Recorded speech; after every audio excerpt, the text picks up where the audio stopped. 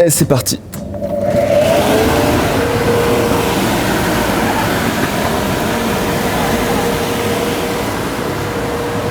Salut, je m'appelle Lucas et j'ai fabriqué ce château gonflable en bâche de camion qui est aussi un musée.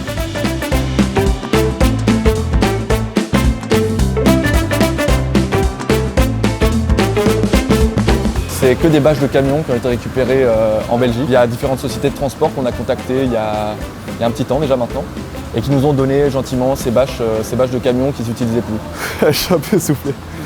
Et donc j'avais envie de faire une sculpture sur laquelle on peut sauter. Le château gonflable était un bon compromis.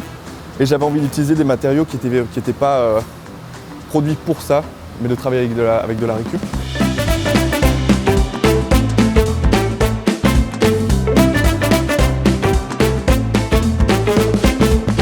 C'est un peu plus compliqué que d'utiliser des bâches standards parce qu'elles sont un peu plus lourdes et un peu plus épaisses.